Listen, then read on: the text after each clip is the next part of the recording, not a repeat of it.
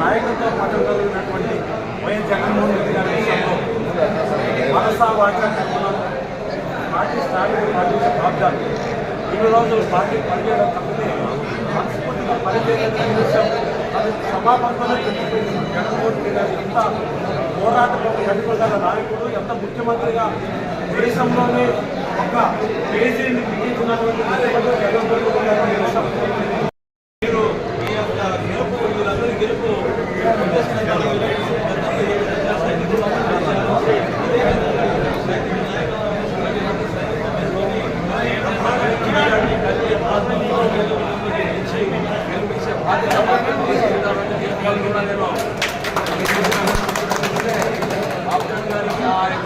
నాయకులు కృష్ణాలు ఉన్నాయి. ఏదైనా కూడా ఉన్నది ఉన్నట్టుగా మాట్లాడి ప్రమాణాలు కష్టపడి పనిచేసే మనసు బాధ్యత కాబట్టి ఈరోజు నేను బాధ్యత మరొకసారి మనస్ఫూర్తిగా అభినందిస్తూ ఇక్కడ స్వేచ్ఛ అనేది మీకు 100% స్వేచ్ఛ ఉండాలి. ఇక్కడ ఎలాంటి గేట్లు కానీ ఇంకోటి కానీ ఉండవు. మేము మంత్రులు గారి మా గురించి చూసాం, మంత్రులు చూసాం కాబట్టి ఎక్కడ కూడా ఇక్కడ తమిళ మాదిరిగా మేము ఆదరిస్తాం, అభిమానిస్తాం, మా గుండెల్లో పెట్టుకుంటామని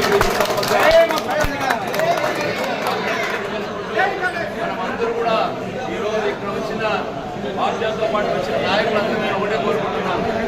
ఈరోజు వైఎస్ఆర్ కాంగ్రెస్ పార్టీ జగన్మోహన్ రెడ్డి గారి నాయకత్వం మీ రాష్ట్రానికి ఎంత అవసరమో మీరు ప్రజలకు తెలియజేసి గతంలో ఏదైతే ఈ 5 సంవత్సరాల కాలంలో ఏదైతే అభివృద్ధి సంక్షేమ పథకాలు జగన్మోహన్ రెడ్డి గారు చెప్పిన మాటని పడమని ఇలా ఎన్ని కష్టాలు ఇబ్బందులైనా కూడా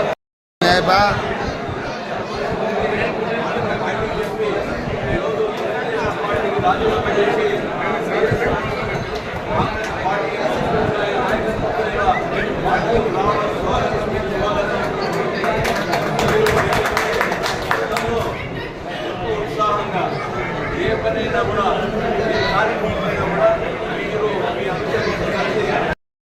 పన్నాగం పన్నారో అది విఫలమైంది. ఎందుకంటే జగన్మోహన్ రెడ్డి గారు ఒక రాయలసీమ బిడ్డ, ఎవరికి భయపడేవాడు కాదు,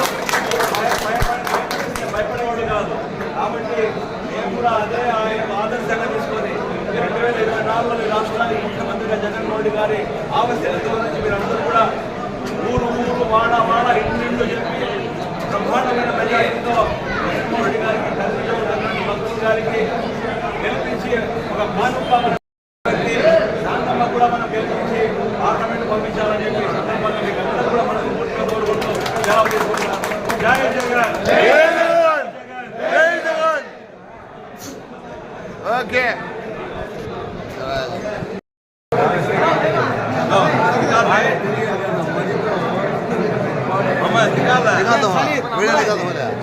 वीडियो निकालो